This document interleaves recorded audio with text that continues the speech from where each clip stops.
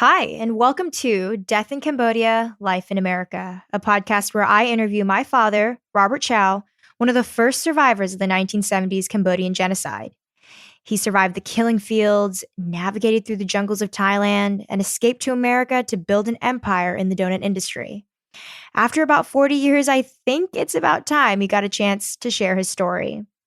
I'm Dorothy, his daughter, and your host for today's episode.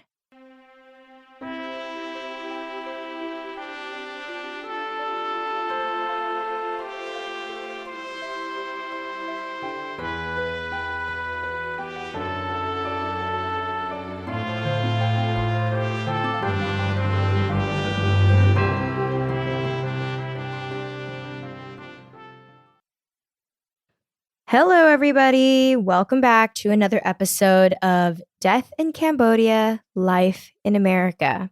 I've got Robert here, and we are back. And I wanted to continue off of last week's episode. So last week, we left off at Robert finding out and seeing Mama and the entire family together at once for the first time, getting very excited, seeing everybody in one place. This is good news. I mean, and this is incredibly lucky as well to be able to have your entire family in one place.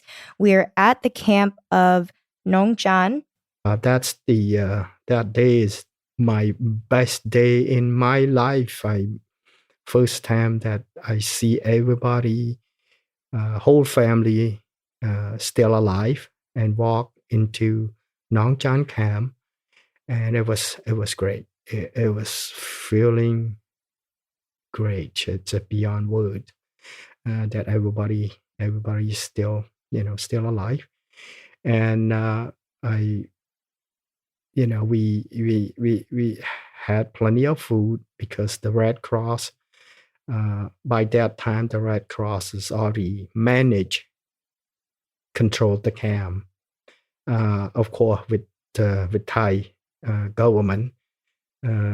So I think everybody have plenty of food, and they pass the clothes and food and all of that. We live in that camp. Of course, the sleeping place and all of that. It's just like camping on the ground, because I think the camp is not really complete yet. You were one of the first people to build Nong Chan. Yeah, so we the first group. The first group to really arrive, right. And that life was very different in comparison to the first 3-4 months of Nong Chan versus later on when the American Red Cross came. Life was completely different. There was a drastic change when you started getting support from outside countries. There were a bunch of photographers around really taking pictures and documenting what was going on. So did Mama and Yeye cross into that camp before or after the American Red Cross? I believe it's after. It was after. Yes, okay. Because I think the Red Cross and all that has already came. I'm gonna think it back. I'm not sure, but I think they came probably 3 weeks after I got to that camp. So it might be at the same time, or maybe a little bit, after the Red Cross managed that camp. Because I remember when they came in, I think everybody got enough food. They got, organized a little bit, in the camp. And I was, got a job that worked outside of the camp. So I believe, I'm not sure, but I believe it's probably after the Red Cross managed the camp. Mm-hmm, mm-hmm. And I think last episode we also touched based on a little bit how in the camps, specifically, there were a bunch of Thai soldiers who also tried to take advantage of all these kids that were coming into the camp. So if Daikuche was also part of that group to come with Mama. I forget if we mentioned about fear of Saikuche. Was she too young to really be targeted? Yeah, I think it's probably too young, but I think it's still. I think even 4 or 5 years old, I think if they're able to just take it, they will take it and sell it, or maybe they. But I think most of the time they target are probably teenage, Teenage girls, girl. So specifically. I think that's happened a lot. In the camp before the Red Cross came in, Mm-hmm. but I think after the Red Cross came in, I think it felt safe quite a bit. Mm-hmm. So Taikuji, and I think she was a little bit young and skinny and just like 4 or 5 years old. Even Right. she was 8, 9 years old. Right. So. Right. Yeah, lack of food, lack of nutrition. They just crossed the forest. The forest, so, right? Yeah. To come in. What was life like after the Red Cross came in? Oh yeah, I completely. You feel safe. You feel like you get out of the dangerous zone. I mean, everybody feel more safe, and enough food, enough clothes, and have some medicine. If you get sick, I think you just go to the people that control that camp and let them know they will take care of you. They give you medicine, and then they even have maybe a nurse, come and check you. No, it's completely different. Completely different from the day one that I came into that camp.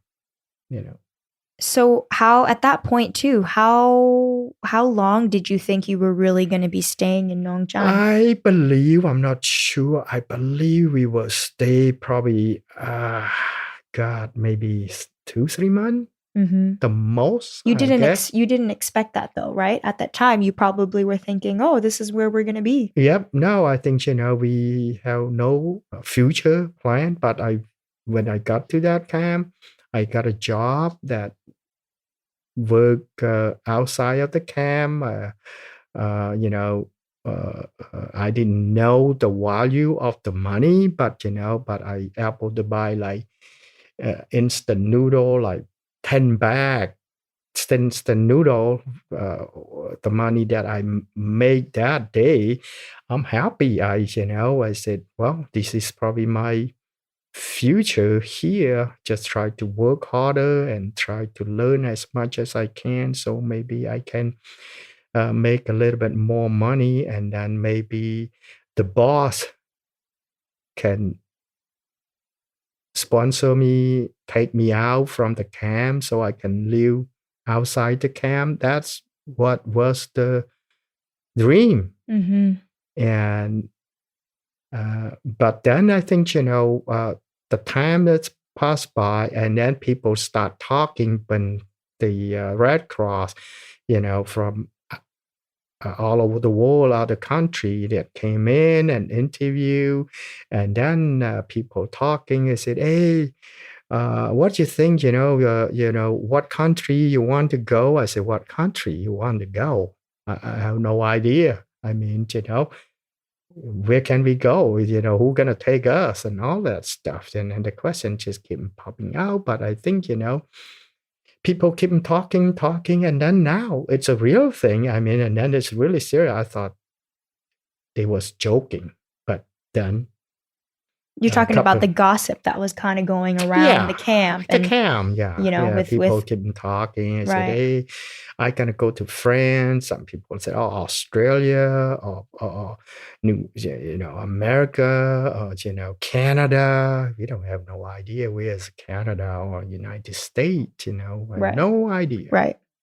You were there for about 3 months. I think it's probably no longer than 3 months. Yeah. What was the transition then from the camp? When did you start hearing about things probably really going to change soon? I think after the Red Cross came in, they tried to register every single one in the camp, name, and they asking you have any relative that live outside.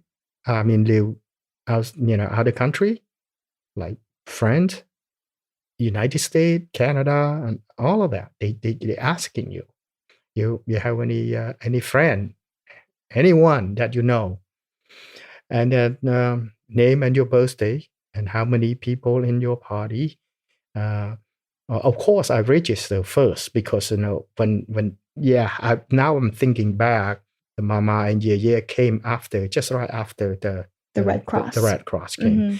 So that's the reason why I'm separate from them, because my name, because I said I'm by myself. I mean with Tom. Right. Yeah, it's just and then when Mama Ye and the whole family came in, so then they start register again. Right. And I think it was nice, safe environment at that time.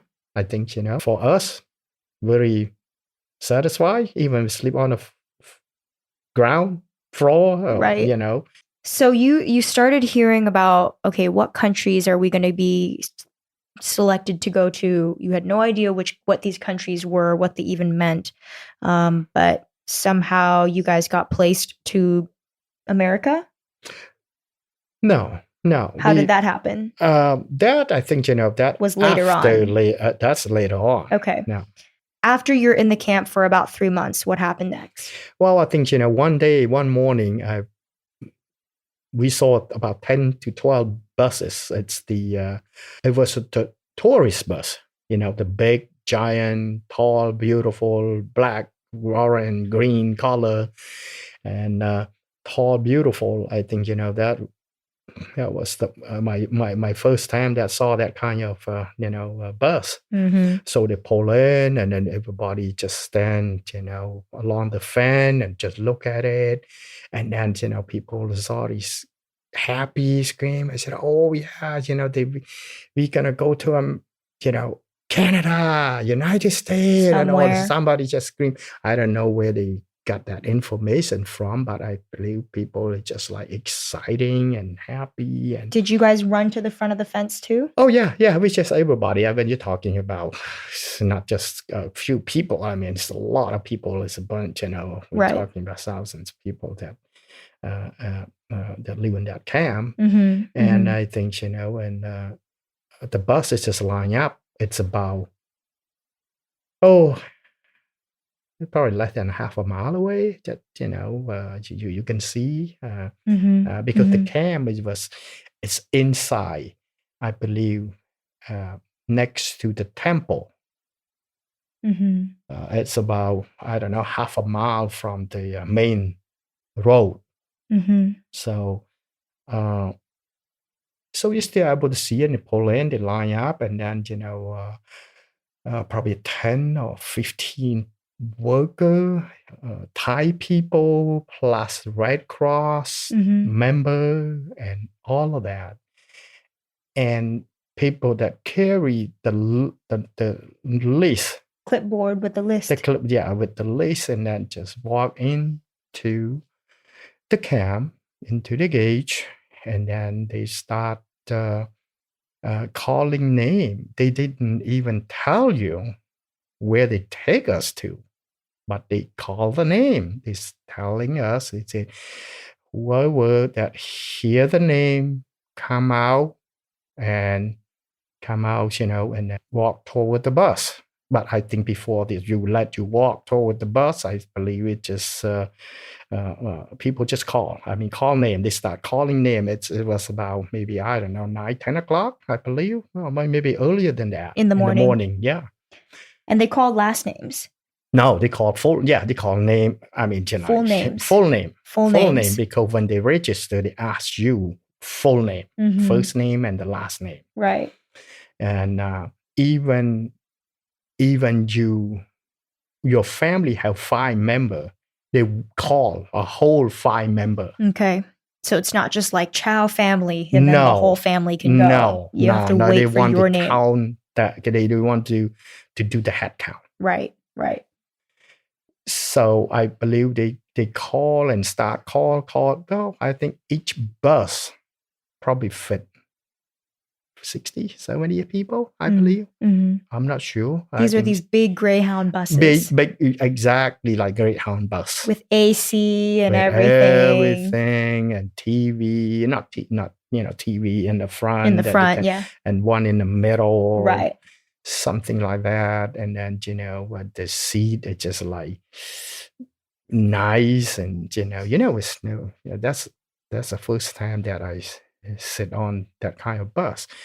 So let's go back a little bit. When they start calling name, they calling, and everybody keep waiting and listen with the, with the microphone, but not microphone, the speaker. Speakerphone. Like a. Right, like a big speakerphone. Bigger, you just like a horn. Yeah. So I think they call and tell the people go to the front, they mark, and then they let you walk out of the, the gate, the fence. So, and then. Did you think a lot of people lied? Definitely. If they would have heard anybody's name and just saying you're so desperate to get out, you hear somebody's name, maybe that's not my name, but I just run to the front anyway. Did you see that? Yes, because I think some of the name is very similar. Right. Because you're talking a Cambodian name, and then it's very, very close. Right. Very close. Sometimes the same last name. Right. And some people probably just said, hey, I want to go. I want to get out of here. Yeah. Because we have no ID. Mm-hmm. It's just no ID, nothing. Driver license or ID, none. Right. So I believe they just you can do. You can really just lie and run up there if you can. There. Yeah, and then we wait. Me, the whole family, waiting our name, and then they call, fill it up, and the people that stand close to the bus, they have number 1, number 2, number 3, and then they have the radio, and then they said, okay, these people is go to number 1. Well, I mean, you just walk toward them. They walk you, to the bus. Down to the right bus. Yeah. Mm-hmm. Yeah. So I keep waiting, and then the bus is almost full. We know it, because when they line up, one is full, and then people just go to the second one and go on to the third one, fourth one, and all of that. I believe it's 11 or 12 buses. I believe 11 or 12. So when we get to the 10 buses, this is all full, and then we still waiting for the name to call. But God, everybody's looking each other. I say, But they announced. They're telling you. They said, don't worry. If you cannot, we only have 11 buses today, but we will come back tomorrow to continue to pick up everyone. That's what they told us. So, but we want to get on now. Me, Tom, and Ye, and everybody look at each other, and then said, "Wow, I don't think we gonna get on this time here." Right. So, but suddenly, and then they call, name, then we just ran, we have nothing, just, to take along with us. Right. It's just maybe a plastic bag with all that leather clothes and all of that. There's no backpack, no luggage, no nothing. Right. It just not paper bag. Usually it's a t-shirt bag, the plastic t-shirt bag. Right. And then So they call. Yeah. And everybody. Mm-hmm. And then they stop. Say, what happened to me here? I said, and I said, I was so scared and nervous. Oh my God, this is gonna be separate again. I'm just thinking, I said, we just got together. It's not too long.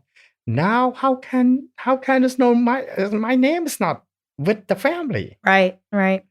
And then they get out the gate and just keep walking. They keep walk, and then they stop. The others, I see the other guy. They put the hand and said, "Stop! This No is more. it. No more. This is the last." Now I'm just panic. Oh no! That's my mom. That's my family. That's I didn't hear my name. I said, and then the guy just looked at me and said, "What's your name?" I said, "Chow." Just last name. Mm-hmm. Choi Chow. And then they look at, oh, Chow, that's, and then Mama, back, oh, yeah, I said, go on, Mama, the Mama said, come. And then you know what? The guy said, okay, yeah, go, hurry, oh, man. And then I just, then that's it. I'm the last person that walked into that bus. I said, oh my God, but we didn't know where they took us to. I was so lucky, very lucky. And if I didn't get on that bus, I believe the next couple of weeks or a day, I heard when I got to the United States, I heard all of that person. Yes, they pick up with the bus, but the different bus, different truck, and dump into Preah Vihear, and then push all these people back to Cambodia. Historical content. Okay, we're just getting right into this because this part's super, super important. Did you hear what he mentioned here? Preah Vihear. People were dumped off of Preah Vihear. What does that mean? So this is probably, honestly, I was debating doing another episode for this part, but this is honestly one of those things that I had just learned about throughout this recording process that I had no idea about, that ended up being one of the most terrifying things that I had ever heard in my entire life. Preah Vihear. So let's kind of go back a little bit here. Some of you guys are probably wondering, like, okay, why is Thailand so frustrated with Cambodian refugees? The climate of the country is that Thailand is honestly just getting really, really scared of all these refugees coming in, right? It's 1979. All the refugees are finally released from their camps and they're figuring out any possible way to get out of their own country. So there are tons and thousands of people rushing out of the country into Thailand. And if you guys remember, we are just ending the Vietnam War. There's still this tension of communists and countries that are not in a good relationship with each other. Thailand specifically was getting scared because they thought that if they allowed the Cambodian refugees through to their country, that Vietnam would target them and try to invade Thailand as a group of people that were helping out the enemy. So, the Thais were in this situation where, like, okay, these people are coming into our country and putting us at risk, and they're not doing anything for us. Why do we have to really take care of them? This was kind of the mentality that a lot of the Thai people had at the time. They're thinking like, oh yeah, you guys had the Khmer Rouge for the past 4.5 years, but how is that our fault? How is that our solution to fix? So because of this, they were getting super, super impatient with a lot of these refugee camps.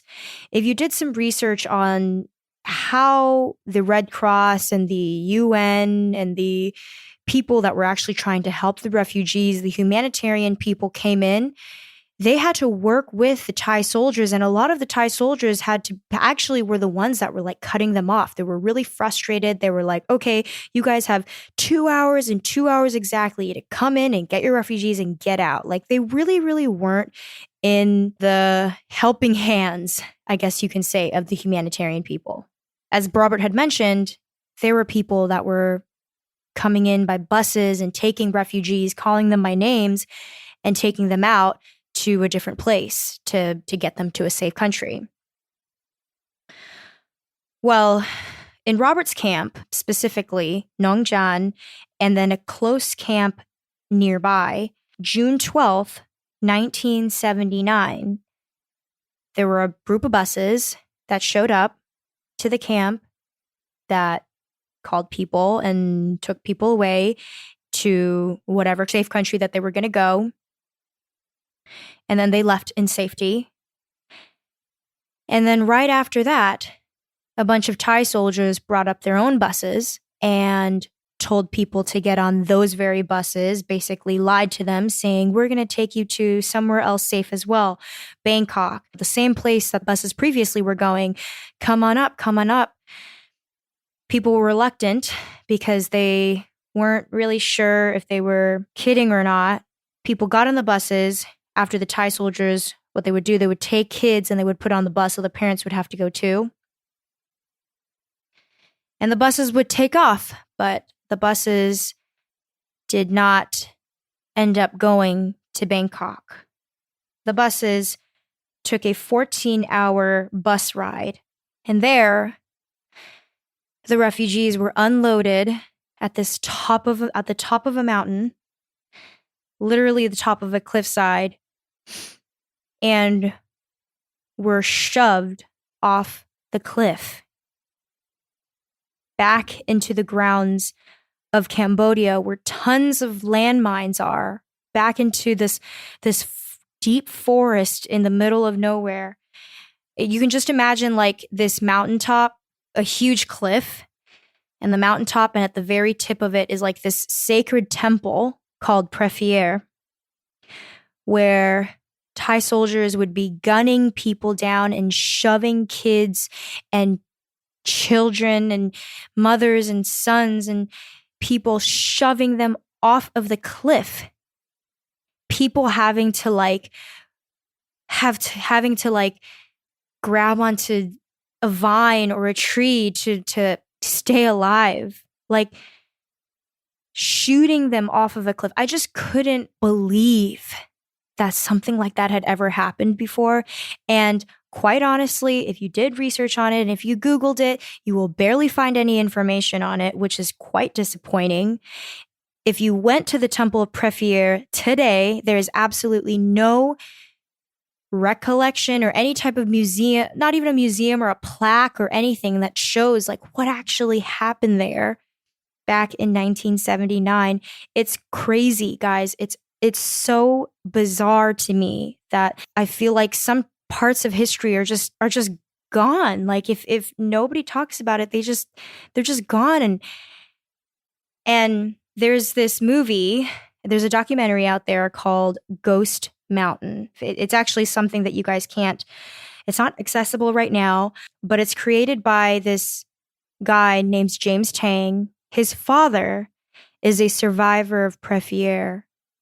In this documentary, he talks about how he had survived 3.5 years of being in the Khmer Rouge, and nothing was worse than that day at Preah.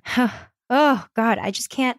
It just makes me so angry. Like, the people had just survived the Khmer Rouge. They had just survived. Like, they thought that they had made it. And then when they thought they did, they got tricked and they got shoved back into their own country that they had just survived out of. In the documentary, the father talks about how if you did survive, you found yourself in the middle of a forest with a bunch of landmines that were not set off, and you had no idea when they were going to set off. And his father specifically stayed down in that forest for 3 months.